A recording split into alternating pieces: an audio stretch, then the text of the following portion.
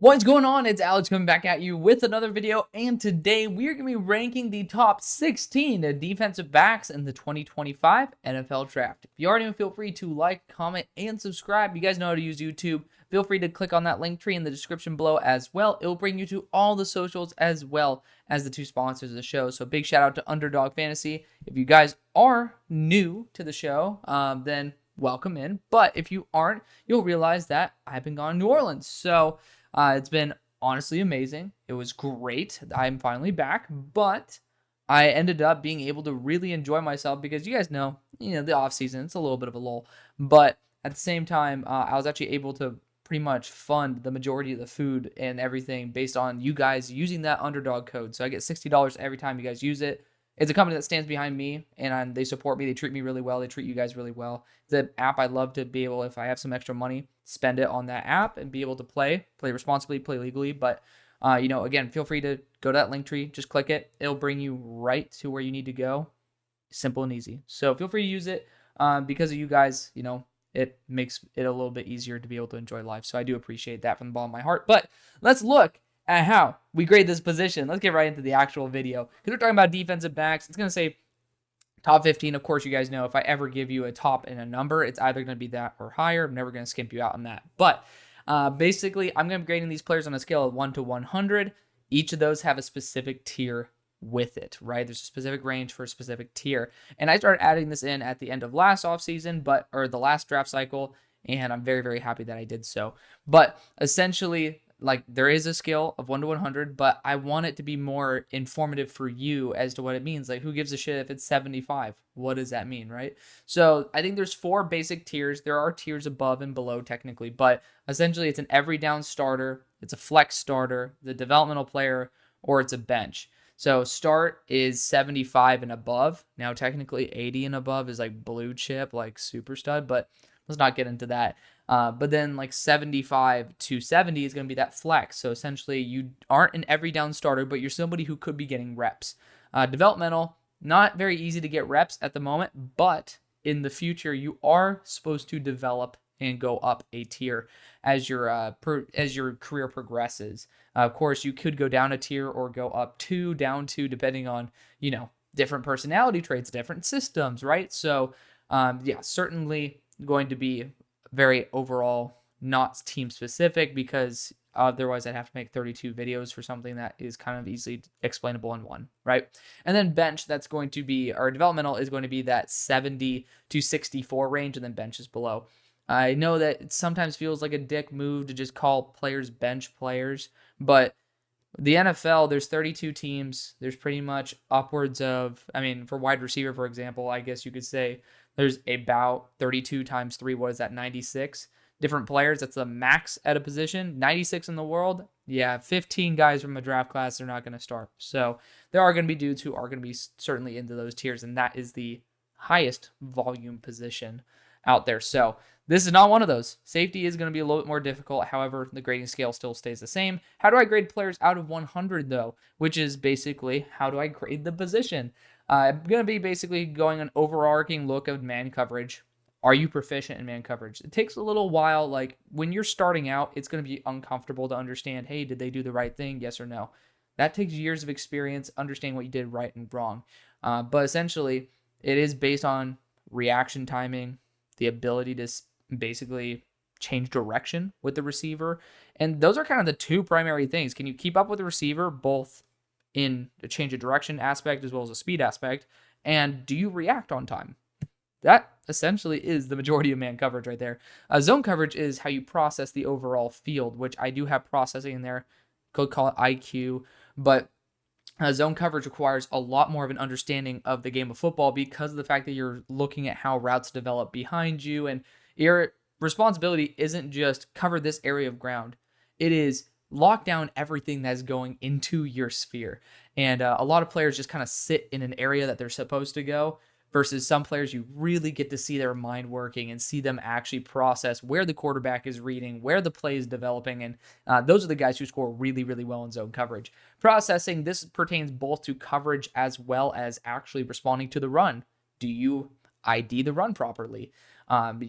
Do you take the proper angles, which there are also pursuit angles in this, but I like to be able to add different layers to it because everything works together because it's one game, it's one play, right? So it's not individual pieces, but processing really does matter because if you make the wrong decision, this position has a little bit more wiggle room for being able to make up for it.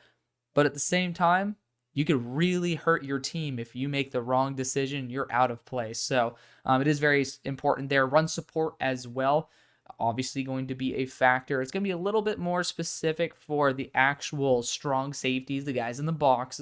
But I do think that's very crucial for all safeties to be able to support in the run because you are the last line of defense. If you suck, you are going to end up allowing more touchdown runs than what you should.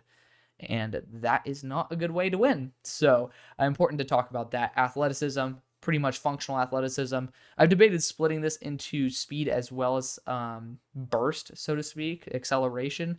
I think I'm going to keep it overall as athleticism because of the fact that some guys, especially for certain positions, like you don't want to start over-analyzing a position. I think the max amount of categories I've ever had graded at a position is 11, and I don't like that as it is. So keeping this down towards that 10 plus it factor is, I'm not going to be pushing it very much further. I do like that functional athleticism portion because of the fact that change of direction also kind of works with that acceleration because you have to be able to move in a different direction to change directions.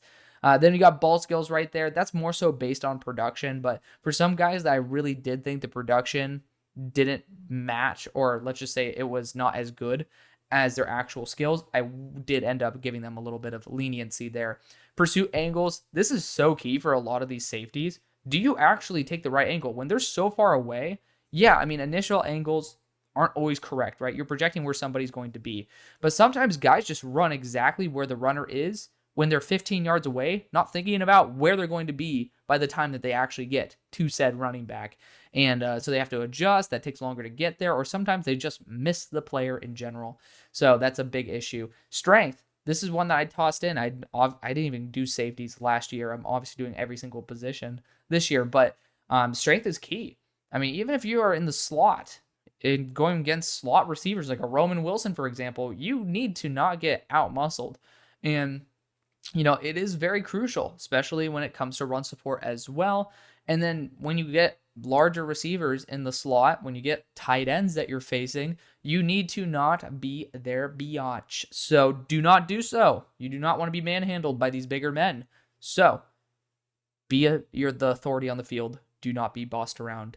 That's very crucial. And then mentality, it's the only position that I have this actually graded in, because if I see you jogging on the field, there is a good chance that that's not something I'm going to want on my team. You could call that trivial, but I do think it's a really good way to separate those who really do put in the extra effort. And it's a great way at being able to understand at a position where you're not really doing something every play, but you have the potential to. Keeping yourself active the whole play, to me, matters a lot more. So I thought that it was worth bringing in. It factor is the checks and balances. Basically I can add plus or minus 5 technically, but I keep it to 3 for most positions to be able to basically say, hey, is his motor really that bad, or is his motor amazing? Is he calling out stuff to the defense? Is he basically being the field general? Like, those things deserve their own specific boost. That's not covered in my categories. So leave it right there. Don't take the fits too seriously. They're there for more fun than anything. But let's start out with Jordan Hancock. So he is the slot corner there for Ohio State. You got Davis and Igbinison as the boundary corner, as well as Denzel Burke. But then you have Jordan Hancock on the inside. And I really wanted to like Jordan Hancock. He is the last corner I did study for this defensive back series.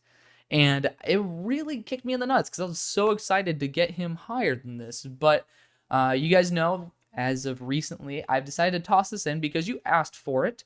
But I end up reading one of my game grades. Basically, I watch a game, and the way I like to be able to write my notes, it's not necessarily designed for you, even though now I'm reading it to you and I'm conscious of it. But for the most part, I write these notes for myself to be able to relive the moments rather than having to just recall it solely by memory. So it's basically, while I'm watching the game, you're essentially going to be able to sit back and watch the game with me through my reactions. So you guys liked it. I think that's perfectly fine. I'll read my notes here from the game, one of the games I watched, which was versus Missouri. So I ended up saying he was a slot cornerback, and he had some good reps versus Burden, or he had a lot of reps versus Burden. I ended up saying he was a non-factor versus the run due to him being overpowered, almost as if run support and strength are graded low.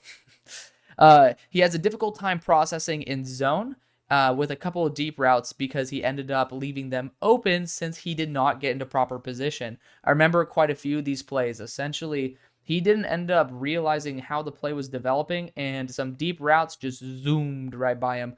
Luckily, Brady Cook did not realize that happened, and then he did not take advantage of a couple of those plays. But Jordan Hancock could have been very, very, very responsible for quite a few points if they were targeted properly. But then I said he's not very explosive, nor is he very agile. I honestly have yet to be impressed once. It is crazy the drop in talent when watching him next to Burke and Igbinison. So that's also a really big key, is when you get to watch talent and you know how talented some other players are around him, especially at similar positions like cornerback versus slot. I mean, there are some very translatable talents between the two. You could look as a reference point. And Davison Igbinison, absolute monster. No one's talking about him. He's going to be a first-round pick, in my opinion. Denzel Burke is great as well. I love him. He should be a first-round pick as well. But when you get to watch the talent drop between, or the talent differential, so to speak, between a first-round defensive back and then Jordan Hancock, and as much, like, I would love to be wrong about this. If you guys know me, I always say I'd rather be wrong about a player I don't like, because getting good football is better than stroking my ego, so to speak. Like, for me, I mean, cool. Like, I'm happy that if I say something critical, it at least carries some weight. At the same time, like, there's something awesome about being able to watch more exciting football, and I care about that far more, and I can learn from my mistakes. So, it is what it is. But with Jordan Hancock, I just did not see it. I just didn't. There was just too big of a talent drop. Again, I'm very biased about the other two corners, and I am an Ohio State fan. So I do have a lot of so-called bias towards Ohio State. Not that I actually put it in my grading system, but like, my deep down goal is to love every down of these Ohio State DBs. So I came into it with a positive bias and ended up walking out with him being my worst graded safety / slot. Keep it as is. Let's get on with it, though. Aubrey Burks is next. This was very painful. Very painful to me. I loved Aubrey Burks coming into the draft cycle. And he has some amazing reps that just flash. And I'm just super excited to, like, really get into it, because he's a feisty player. Like, he is a physical guy. But that doesn't really fully translate to every rep. But something I did love about him was the fact that, he is actually quite solid in coverage. But let's read my notes here from the UNC game, West Virginia versus UNC. I said he's a feisty defender. I said quick pressure, did a whiff on a sack. So he basically rushed the passer and ended up missing. Almost as if his pursuit angle is pretty low. We'll see if that pops up again. He's a bit slow with the identification of what the play is. His processing has been poor. I'd see the QB from the get-go targeting... so apparently the streak, he ended up seeing... I lied. I'd end up watching the quarterback, because that is something you have to do, because sometimes quarterbacks are just really good at manipulating DBs. But in this specific game, because Drake May didn't play in this, I'm pretty sure this was the bowl game, but the quarterback basically stared down a streak on the other side of the field, and basically at least Aubrey was able to recognize that in zone coverage and go for it, i.e. he has a high zone coverage grade. He is jogging constantly. He did not accept the deep receiver into his zone, which should have been a touchdown. So similar to what I was talking about with Hancock, except this is honestly even more of an issue. Basically, he did not... There's something that I learned when I started learning how to play zone coverage as a linebacker. Surprising, right? But basically, you're supposed to essentially... Remember, they use a forest metaphor, but essentially, when they're running out of one forest, the other player's forest, they're running into yours. So basically, they're going out of somebody's zone. you have to accept them and like kind of bring them into your own zone. I don't really understand what the point of that reference was, but it is what it is. It was just an interesting memory from like damn near like 8 years ago. But I digress. He did not do that, and the receiver got open deep. It should have been a touchdown, was not. But, however, he fixed it the next play. He ended up accepting the receivers into his zone, and I ended up just saying my overall like reaction was I was not super confident in knowing who he was. Like I didn't really come away feeling like there was a certified identity there. So I do like the fact like this is a player where when you're looking at these stats, like strength, like mentality, because he's jogging, and pursuit, those are pretty big deals, especially if you're going to be an every down safety in the NFL. But if I had to select 4 or 5 categories that are the most important for a deep safety, it would be zone coverage, athleticism, mentality, and processing. He sucks at 2 of those, but he does have his top grades are in probably the 2 most important, which is the ability to process in zone coverage, as well as being able to get to said spot in zone coverage. So that's a good thing right there. And the fact that he can change directions well, and he is very physical, might not be the most strong, because again, during the run, I remember he wasn't very, very enforceful. But that is something that could lean well towards being in the slot as well. So I do like the fact that he does have that versatility. Just overall, I think his game is a little bit unbalanced, and that's what led to him being the 15th overall defensive back. Again, that's pretty damn solid for the 15th. Like, I had a top 12 receiver video. It might have been top 11, and like 3 of those dudes were in the 58s. So keep that in mind. Like, it might be low comparatively, but that's just because it's a good class. Spoiler alert. Now, this is going to piss some people off. Xavier Watts. I am a huge sucker for Notre Dame players this year. I have 2 of them at the top of my board. So don't try to come at me and say that I have something against Notre Dame. I actually have Riley Leonard pretty damn high as well. I really wanted to love Xavier Watts. So, bottom line, I thought he knows what he's doing.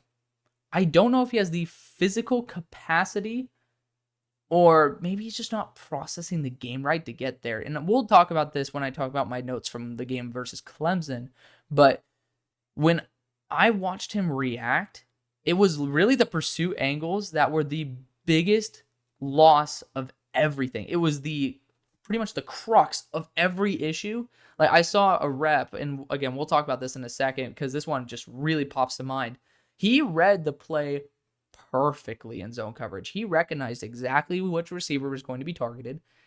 And instead of, like, he broke on the receiver, right timing and everything, he just basically went here. Like, this is the receiver, this is him, here. And the receiver was just pretty much caught the ball, no resistance. And it was like, Xavier, dude, come on. You cannot be a starting safety in the NFL if you're taking the wrong angle to the receiver. So that really hurt because he has really good statistical production. That's what's nuts. And it's really just the pursuit angles that on an every down basis, I would love for him to improve. But let's get right into my notes versus Clemson. He has poor angles versus the run. A lot of these safeties do. But he has a very high motor. He has a slightly slow acceleration, but appears to be able to get up to a respectable top speed. He's definitely willing to alter his assignment and adjust to the play. That's really key. That's why I like him in zone coverage. He did misidentify some runs.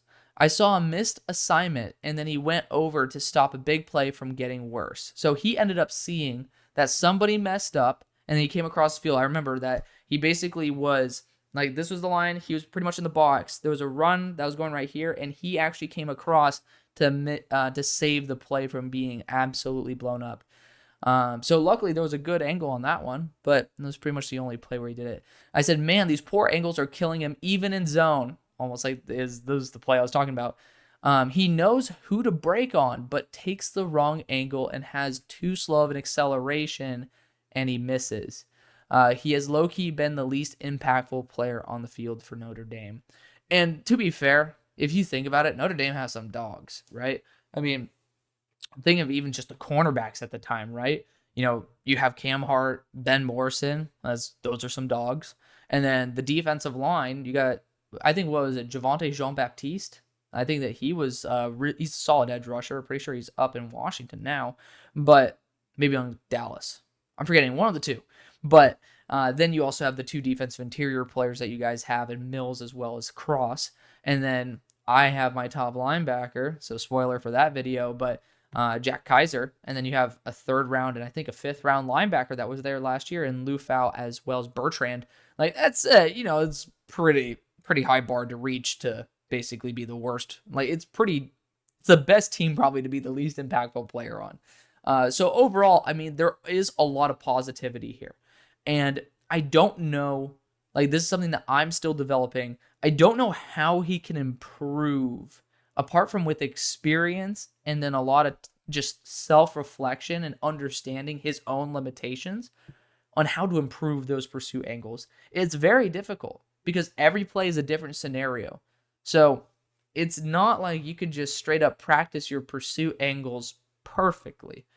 But I'm really hoping that in the offseason, because of the fact that he is actually really high motor and because he does process and coverage really well, that he is able to fix those issues. And I think that's why his run support grade was so low.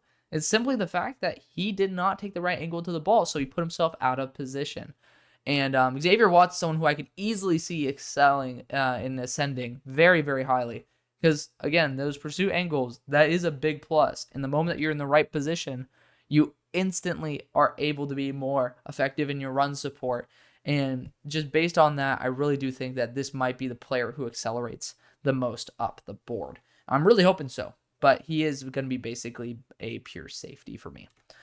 Then we got Andrew Makuba, someone who I was really excited for as well. I was excited for all these guys. Like, luckily, I do like defensive backs.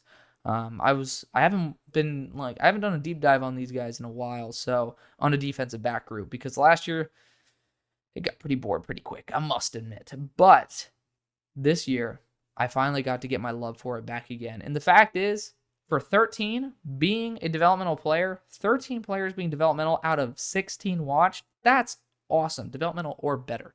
So again, it's a big set of props to this class for being really, really solid. But let's look at my notes for Andrew Makuba versus South Carolina, because they had some dogs there. Absolutely, there's a good squad. You get to see him versus Spencer Rattler as well.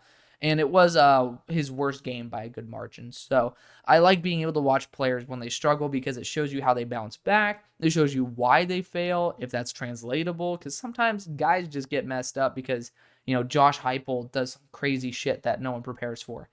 That's not really going to be as translatable. I'm not going to weigh that super heavily, right? So I did like to be able to look at Makuba. He had some good dispersion between being a free safety and a slot this game as well. So you got to really get to see the balance between the two there.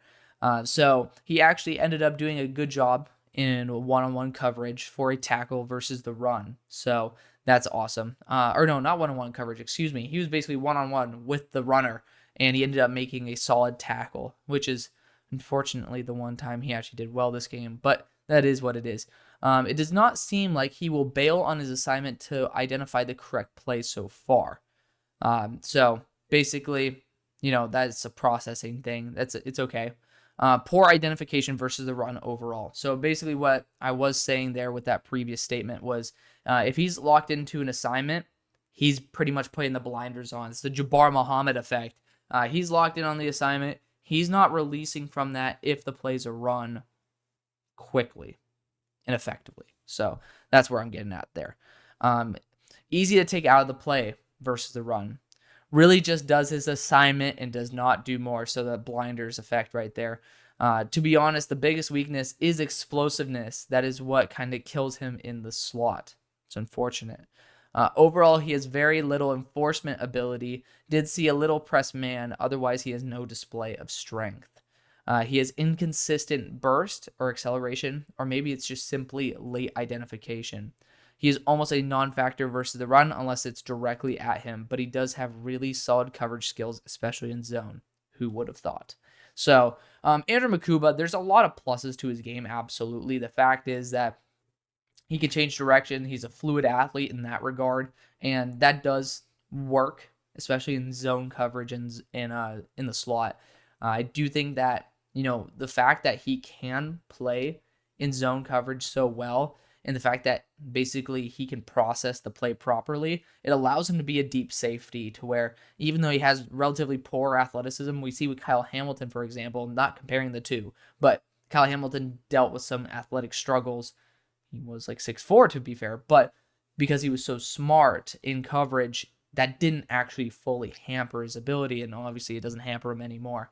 And to me, I think that's why I feel comfortable with him potentially transitioning to a deep safety. And that's why I wanted to see this game so badly, because I wanted to see, like, hey, on those deeper routes, how's it going?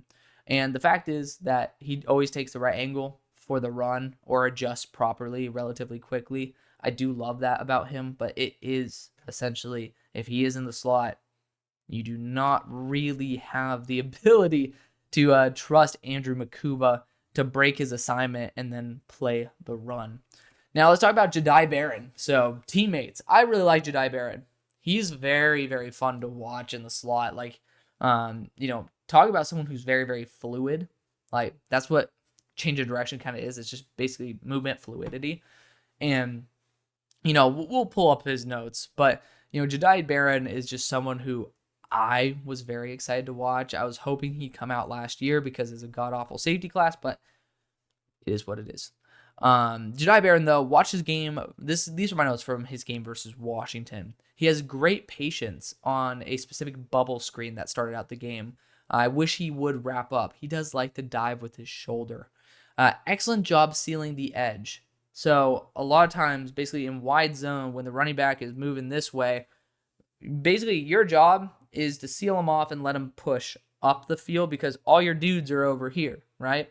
You give him the boundary, you're having him going up against a bum-ass corner. No disrespect to the corner. But jokes aside, your job is either to stop the run or divert it to somebody who can. He did a very good job doing that. And it's something that I really want to be able to see, especially with my defensive backs. Like, can you impact the direction of the play? Either by ending the play or diverting it. He's able to block shed while keeping his head in the game. Something I really do like. That's why he has a high run support grade. C is adequate, by the way. So I didn't say that earlier, but I feel like people understand that, on a base grading scale, that's the way it is. Like, C is satisfactory, B is good, A is amazing. Like, hallelujah. I say he's very explosive. He sensed a developing route, but he did end up over pursuing. So that's a plus. That's why he does have a pretty solid zone coverage grade and why he has like an adequate pursuit grade. Over pursuing sometimes happens. Guys get extremely excited. I remember this was actually a rep towards the sideline. He ended up feeling that route was changing behind him, ended up over pursuing and let the receiver kind of just get more open because he got a little ahead of himself. And that's okay. Again, that's something where I'm okay with guys being over ambitious because that's something that you can correct, right? That's something where you could tame yourself.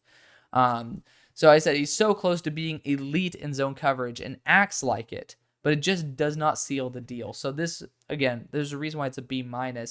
Similar to what I was saying with over pursuing. It's almost as if he fully gets it, and then it just doesn't materialize. Like, there's just certain ways that, like, certain physical notes or physical signs that guys understand their zone coverage responsibilities, like pretty much drifting around very fluidly, etc. But, like, you also can see that they're looking everywhere, and they're just really processing the play a lot on a deeper level than other people. But for Jedi specifically, by the way, I had a phone call, so in case that ends up not looking too great, it is what it is.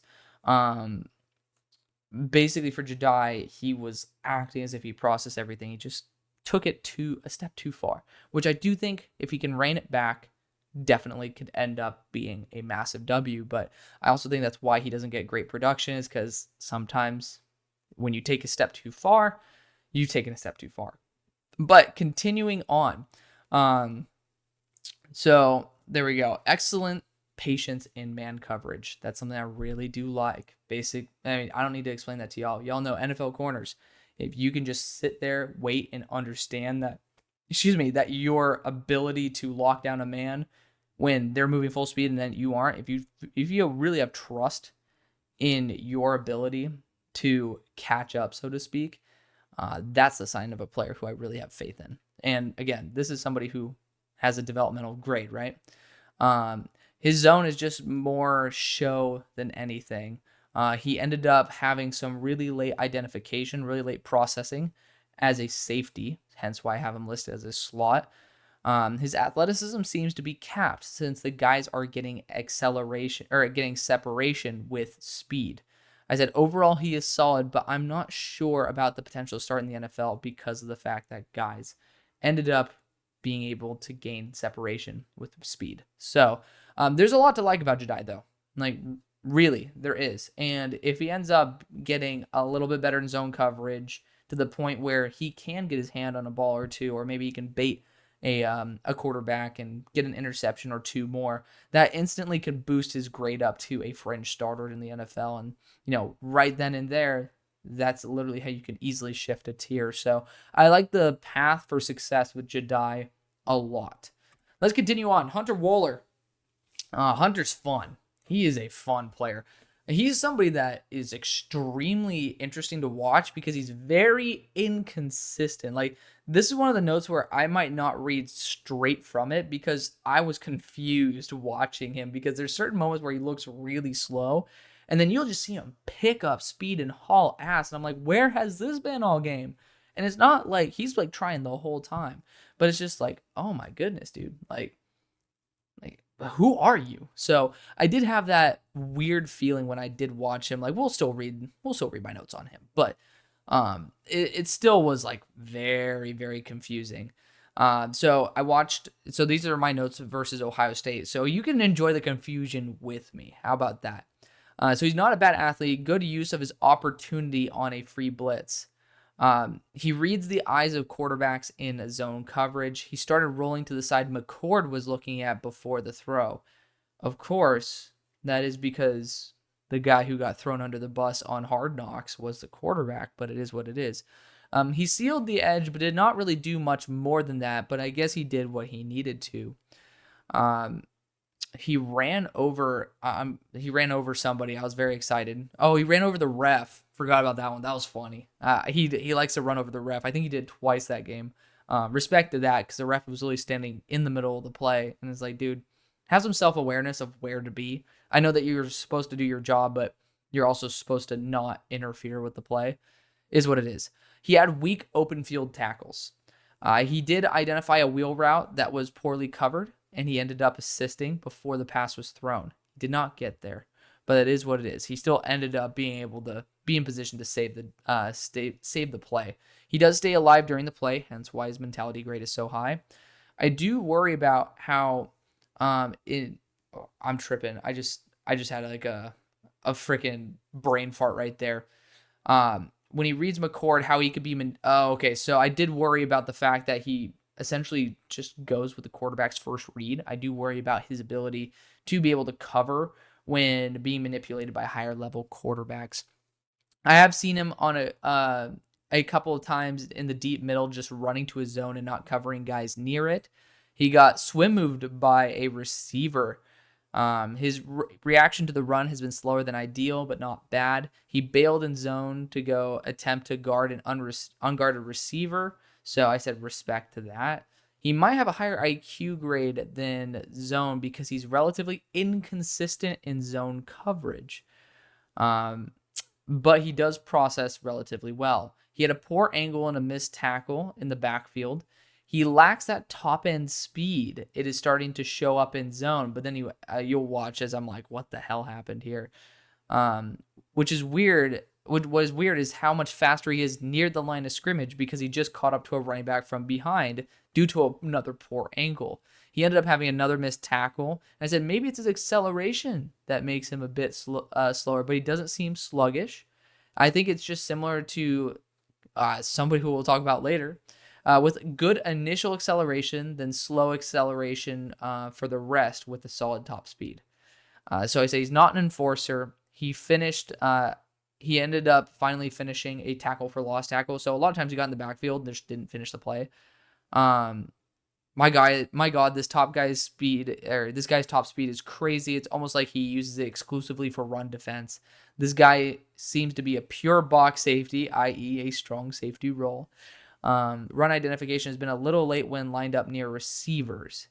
It was a wild ride, but I ended up being truly a believer in Hunter. So there you go. You got to experience that hell with me. But no, Hunter Wohler, there's a lot of positives to his game. The fact is he does have that top speed. He can have that initial acceleration that I do like. And, I just really want him to be a bit more consistent overall. And if he's closer to the line of scrimmage, he's not going to be in those deep zones. So I think that strong safety role really mitigates it.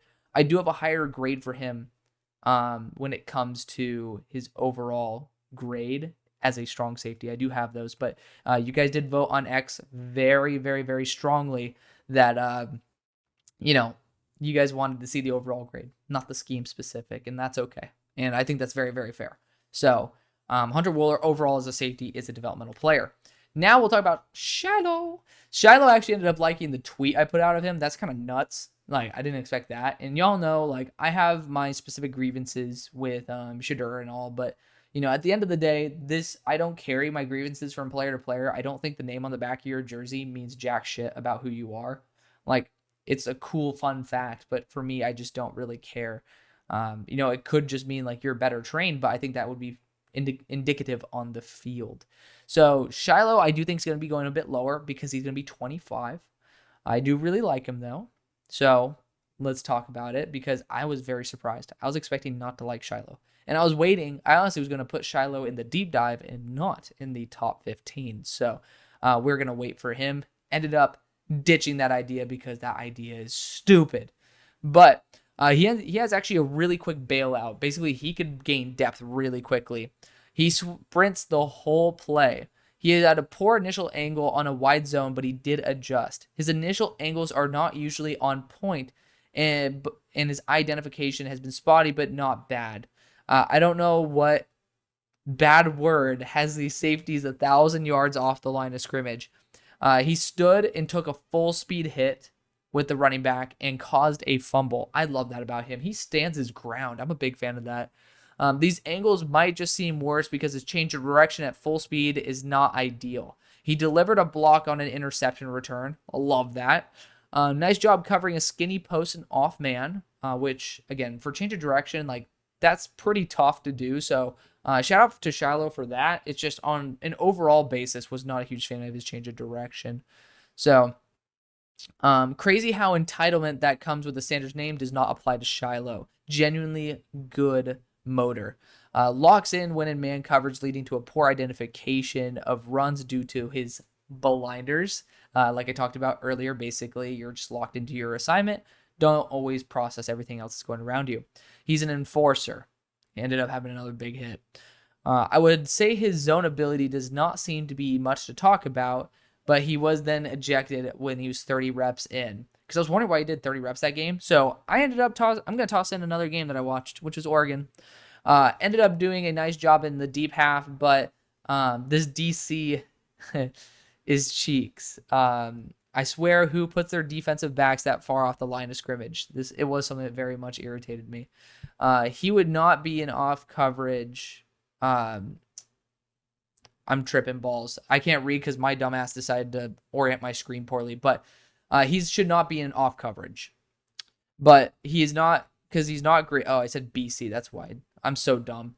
He's not great with his change of direction when he's too far off. He definitely has issues in short area change of direction and quickness. He did have a great save on a breakaway run. He has a tough time in change of direction compared to the other defenders in the safety class. So for me, I think that's something that I can live with. He is older, so you should be expecting a little bit more proficiency and maybe in those pursuit angles. But I was very, very, very happily surprised. I do love the fact that Shiloh does put his best foot forward every play. He does have that strength that I'm looking for. And, he does have the processing ability. I do think he has the range to be able to be a deep safety as well. So excited for him. He's not ideal at the over 200 pounds, but he's damn close. I'm not going to complain about that. Then we got Kevin Winston Jr. You guys will realize ball skills is F for a lot of players. It's production. Like, a lot of these safeties don't get very much production. Some of them do, though. So I do got to keep it on an equal playing field. And, this class just doesn't have a lot of guys who get a ton of picks or pass breakups. It's what it is. But Kevin Winston Jr., I remember I posted a GIF or GIF, whatever the hell you always want to call it, of Breaking Bad, where it was saying you can't keep getting away with this, because it was another Penn State safety that I really, really ended up liking. And to be fair, I thought my grade was gonna be a little bit higher when I posted that, but still the excitement ended up being pretty worth it, because as you can see, there's some specific categories that are pretty damn coveted. So I do like that a lot. Let's talk about my game notes versus Michigan for him. So he broke towards a tight end before a throw. So Colston Loveland, I think, did a curl. Kevin Winston realized that was the primary read, ended up breaking on it. Zone coverage grade. So far, he's been on point with his identification. He's not afraid of contact. He decked a wide receiver midfield. You guys can end up looking at that on X. I ended up posting that after basically guessing that he was basically running in incorrectly. So he identified that the route was coming in. He actually sat in the right spot, and then he decked the receiver. It was kind of nuts. You can see him drift towards the quarterback's eyes. Explosiveness is not fully there, so his change of direction is not as good as the other safeties. Initial angle of pursuit can improve, but he does adjust relatively well. That did not end up holding up. Late identification on an outside zone did end up making the tackle, showing straight line speed. Excellent close on a flat route and good wrap up for a stop. He ended up allowing a touchdown because he ended up getting too ambitious. He did not seal the edge.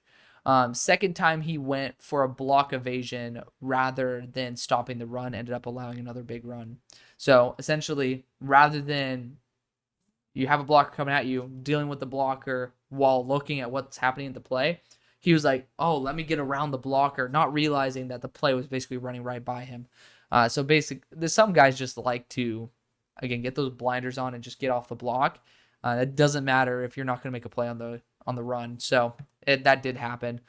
Good job being patient and ankle tackling the quarterback after a run. Excellent job covering the tight end on rollout crosser that he knew the play was. He is running every single play. So that's pretty reflective with the grading. Basically, he is really damn solid when he gets the angle right. He's very smart, and he's very high motor. I think he's going to be a beast in the NFL if you use him correctly. Now, I think that the fact is he doesn't have that explosiveness that you're looking for, so you're not going to be able to put him in the slot. And versus maybe those tight ends like Colston Loveland, you don't want to maybe put him in one-on-one man coverage because he is kind of running like a wide receiver. But if you do get one of those tight ends that uses a little bit more physicality, you could let Kevin pretty much like go toe-to-toe physically, which I do love. And the fact is, if you want to play a more zone-heavy system, this guy can kick some ass for you. So big fan of Kevin Winston Jr., just a little bit more role-specific because of the fact that he does have those specific deficiencies. Now let's talk about Lathan Ransom. Quick little one-liner for you. He is the best safety within 10 yards of the line of scrimmage. The problem is he doesn't always play 10 yards of the line of scrimmage. If you keep him there, he should be safety 1. So again, keep that in mind. You'll be seeing that quote pop up again. But I really did end up start hating Lathan Ransom at the beginning of my study, and that was just because they did not use him properly at all. But as the game went on and you got to see him in the red zone, my lord, that's why he has a 2+. He ends up being really good in the red zone. But here's some notes from his game versus Purdue. He had some good defense on a post corner, which is great. He was in the slot on that one. His identification has been slow for run defense. His change of direction was pretty cheeks. Bro low-key runs in place. So, I definitely thought that there were some moments where I did see a little bit of a lack of that athleticism. So far, his man coverage has been the best.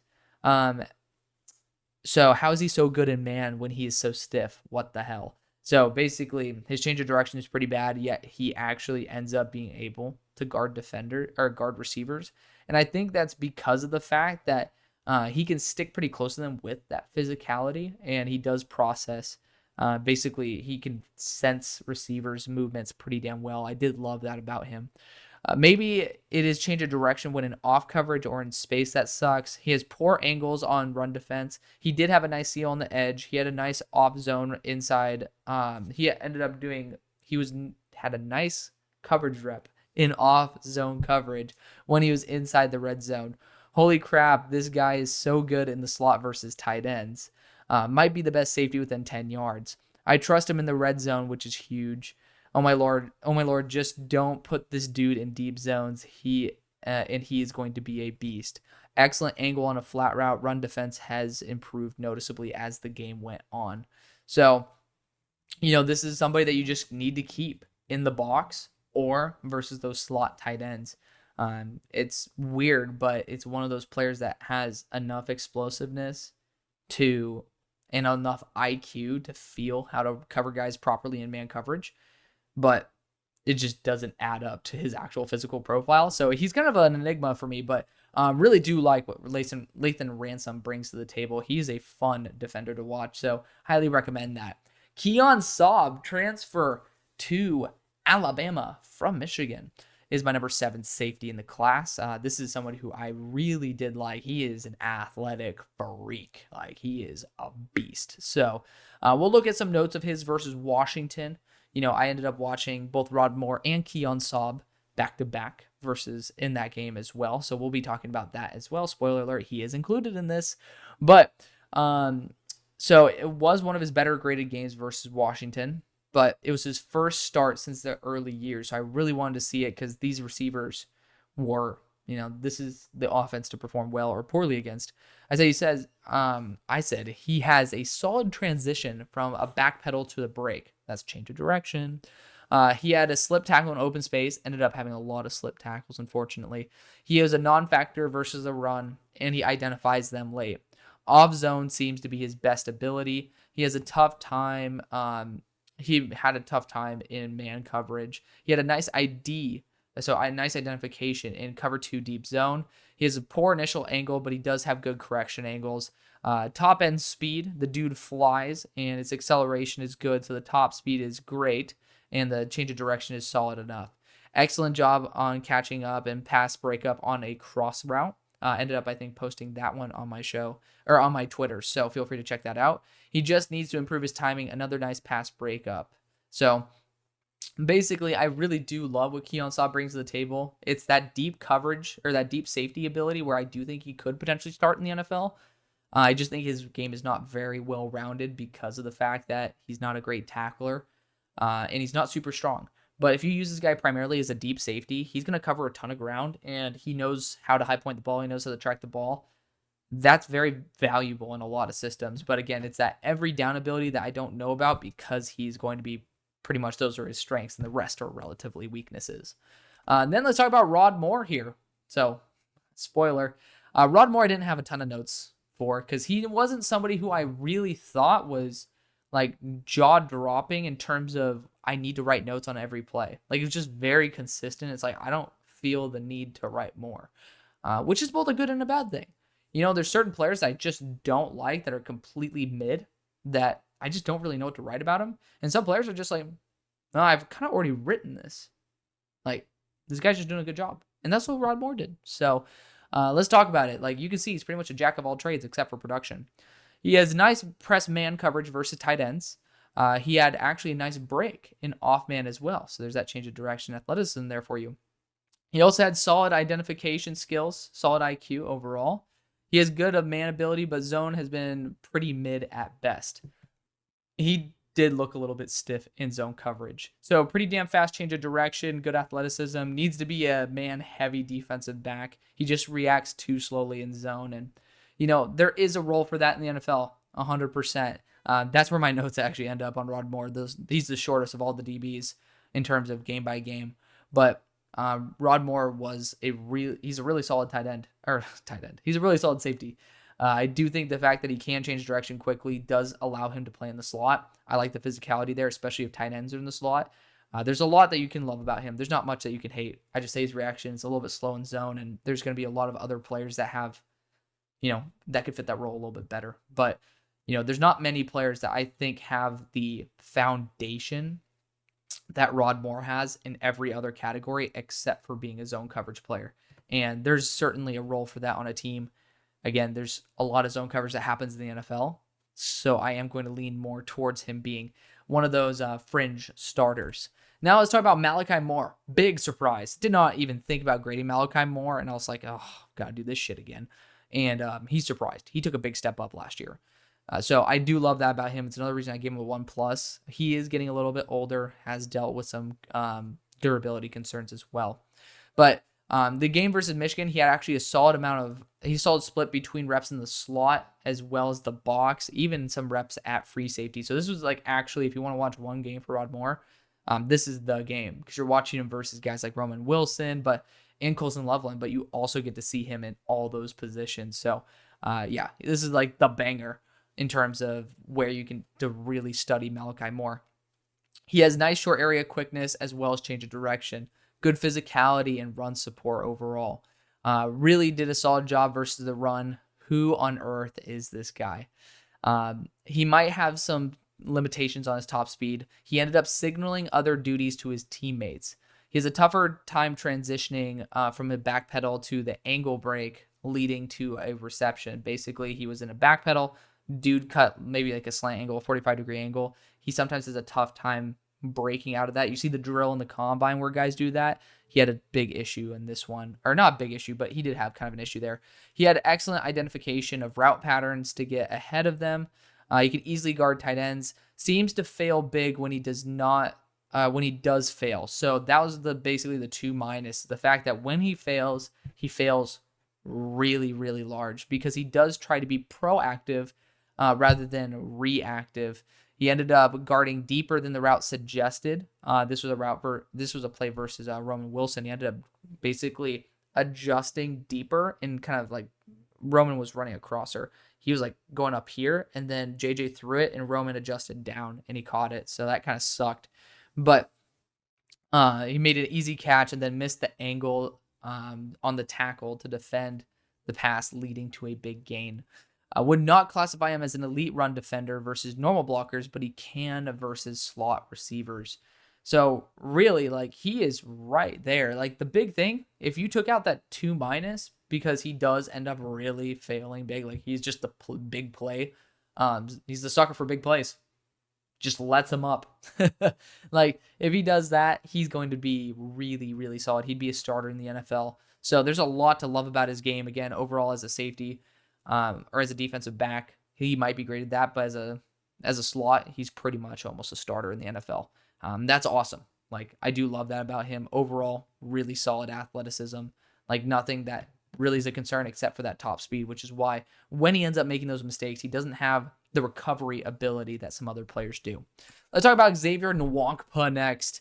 Really like Xavier Noona. I saw him actually in the first All-American Bowl that I ever watched. So I was very excited to watch him. He was one of the first 4 guys I watched. And was he the first? I'm tripping. Like, that's crazy. He was? Oh, he's the second. Okay. I was like, he was the first? I was really excited to watch Xavier Noona. But let's end up checking out his game versus Penn State. I ended up seeing a couple of these safeties have some big struggles, but Penn State was certainly a fun game to watch nonetheless, because you get to see him as the bigger safety that he is versus some very good offensive linemen as well as some very good running backs. So he's definitely shifty in the short range. I do worry about his ability with his top end speed. He has a nice track on the outside zone with patience, as well as a really nice wrap up. He's a secure tackler. He did identify a screen as well. His identification timing is a little bit off, but it is not bad. He has had a good identification on a developing streak. So he ended up seeing that a streak was developing, i.e. good zone coverage grade. I'm a fan of his change of direction. His acceleration was not good enough to make up the ground on a red zone touchdown cross. That's kind of sucked, but that is kind of like the acceleration as well as that top speed right there. He ended up pointing out a screen. He reacts. He actually has a really high zone IQ. That's pretty indicative of my grading, right? Would like for him to jog across the field less. I would like him to run more. Sebastian Castro ended up being someone who I ended up noting in here as being someone who excites me. But he just went toe-to-toe, Nwakpa, with Singleton, and he won with Singleton trying to truck him in open space. And I just said the word wow. He bumps receivers downfield. I do love the fact that he is an enforcer. I don't know if I've ever seen a better run defending safety. Or I've ever seen a better run defending safety. Okay, yeah, period. Like, I think he's amazing versus run support. I was like, wait a second. I forgot to put a comma in there. So I said, I don't know if I've ever seen a better run defending safety. He tried bumping a tight end and got shoved off. So RIP to that. Pretty sure it was Theo. Theo ended up shoving him off and ended up getting a touchdown. No, that was Tyler Warren. Tyler Warren got 7 touchdowns last year. It's kind of nuts. But he just needs to be patient and focus on just keeping close and not trying to blow up players. I think that's kind of key. It's why he sucks in man. He just has poor instincts in it. It probably will be a maturation issue he will fix. Just don't put him in the slot because that's where he struggles in man coverage. So, really big fan of his overall game. Like, honestly. Like, the fact is that you can put him in the box, and he's very smart deep. I ended up saying his role should be a strong safety, but if you want to use him as a deep safety, that works right on par. I just do think his top speed's a little limited. But just, you can't not give him. I have him actually graded almost as a blue chip player as a box safety. Keep that in mind. Now let's talk about Sebastian Castro, the guy who I was just highlighting, because I love Sebastian Castro. The problem is he is a little bit on the shorter side. That's why I gave him that -1 on the it factor. Very scheme specific because of that. But this was a big surprise. So I ended up looking at the Purdue game because he balled out versus Michigan. I mean, I don't want to watch players' games that just like really, really damn good. I like to watch where they kind of struggle a little bit and then be like, well, they also did well here.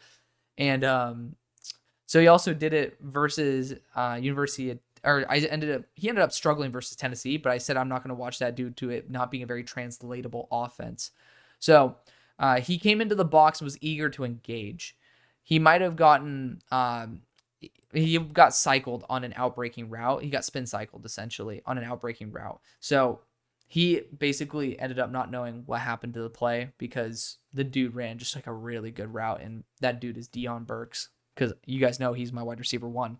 He has a nice change of direction, but he has a pretty poor acceleration. He's very physical. I don't know, maybe he just doesn't have a good top speed. He actually ends up having a good top speed, or a relatively solid top speed.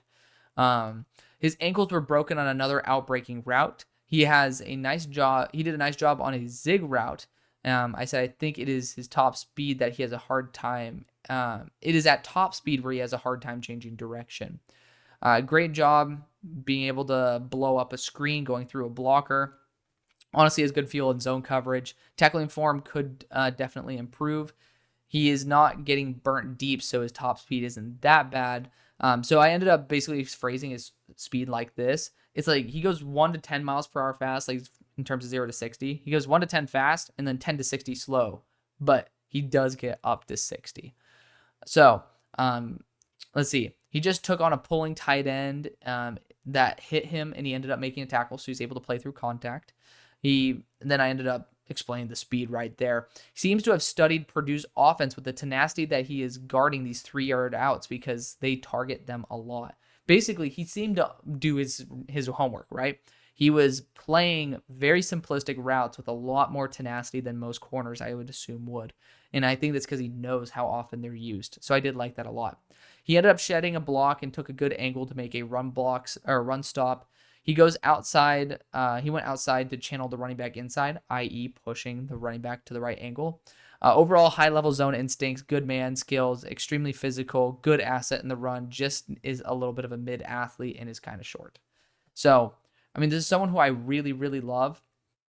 I think he's actually, he's 77.25. Like, he is great everywhere except for that 10 to 60. And I'm really hoping that doesn't get the best of him because he is unbelievably talented. And I posted this on my X as well. He ended up covering like 3 guys in zone coverage on one play and shutting it down. Like, that's awesome. Like, genuinely, this guy could be a superstar. I'm really hoping he is that good of a player because, I'm just hoping that athleticism doesn't cap his ability. Now let's talk about Malachi Starks. This guy's a beast. A lot of people will have him as their safety 1, but, we'll talk about it. You can see that his athleticism and strength aren't necessarily the best. In terms of being a free safety, though, he does have a relatively solid grade there. But we'll get right into it. We'll talk about his game versus Alabama. We had this video like stretched long enough as it is. So he has excellent change of direction skills. He's running even though he's on the other side of the field. He does well in man, but he does give separation inside on press. But lo and behold, it is Isaiah Bond. So in man coverage, he did struggle versus Isaiah Bond. I do remember that. Like Isaiah Bond just has a way with being able to run routes. That guy's awesome. I ended up boosting his grade because of this game, by the way. He had a very nice pass breakup. He has a nice job stepping up into the box and making a tackle. He has great identification on a streak moving into his zone. He went from spy to man coverage. I love that about him. That requires a high IQ right there. Stays in control, and he's patient when receivers are running right at him, i.e. there's that patience right there. Definitely has high zone IQ. It's beyond excellent. He's probably 4.5 to 4.55, which is, and he's very efficient with his movement and is very fast in reverse. So he luckily does have, he moves at full speed in a lot of different directions, which is a big win. Because when guys do have that top speed that is a little bit lacking, it does pay to be efficient. He can easily play in the slot, did a great job on a post fade. I do not think that he will be placed in positions with this much separation initially in the NFL. And that's why guys are getting targets versus him. I.e. the Georgia DC should have put him closer to the players. I do think that some of these DCs in college just don't put their guys in the right position. They just don't maximize their players' ability, and it's baffling to me. But regardless, he has been a step behind on his identification for the run, but he has been a very reliable defender for the most part. Isaiah Bond is making me fear that I underrated him, and then I ended up boosting his grade after. So Malachi Starks is a stud. Just has that top speed limitation, and I think that he's going to be great. I mean, 77.5 is a fantastic grade. Not many positions have anybody close to that. So Malachi Starks is a top 15 player for me, even though I have already adjusted his grade to be dropped because positional value. So awesome player. This is the guy who dethroned our number one safety there, Malachi Starks. It is the true number one safety in Nick Amonwori. Now you'll see, wow, damn, I'm looking at all these grades and Malachi Starks looks better. But it's just Nick Amonwori. I hope I'm saying that correctly. He's just built differently. This guy is the biggest athletic freak I've ever watched. It's insane. This guy, put him deep. You put him in the box. He's going to be a freak. So let's look over my notes because he was the first safety I watched as well, and he just ended up staying at 1 the whole time. So this was versus Georgia. Ended up having a late identification on the run, on a run play. He can cover a ton of ground. Nice patience, and then on a screen, pass identification is much better than run. That is kind of a key. He does end up having really high IQ in zone. Nice angles so far, leading to a couple big play stops. He's a fan of this, or I ended up being a fan of a player with the number 1 on their team. I'm forgetting his name right at the moment, but I have him written down for a watch later. Willing to go into the box. You are not beating this guy deep. He is so good in zone. I don't know practically that if he processes it, but he ends up basically being able to cover all that ground. Kind of embarrassed by Brock in man coverage a lot, unfortunately, but everybody does. His shift from backpedal to launch forward is delayed. That's a little bit of an issue. That's why his change of direction isn't super duper high. Would like him to be 10 to 15 yards from the line of scrimmage. He's not great in the box, but he also can get a little, deep, comfortable, or he gets a little too comfortable in deep zone. He is a clutch tackler. That's a big plus right there. That's why I have that. He ended up saving a lot of big plays. So big win right there. Initial pursuit angles can be slightly off, but he always adjusts correctly with one movement. Not always 2 or 3, he does it right the first time, or technically the second. Big fan of his upside. I think with a little bit more polish, he could be an every down starter. And, because of the fact that I graded him a 19 out of 20 on athleticism. And he's the most athletic safety I've ever watched. I could have given him the 20, but Like, I just sometimes like leaving room in there because of the guys who have a little more change of direction skills. Like, I do try to push that a little bit in athleticism. The fact is, this guy's clutch and he's a supreme athlete. Like, if you're going to use this guy properly, this guy could be a true game changer. And did I mention the fact that he's 230 pounds? I graded him this high without even realizing. I thought it was like 207.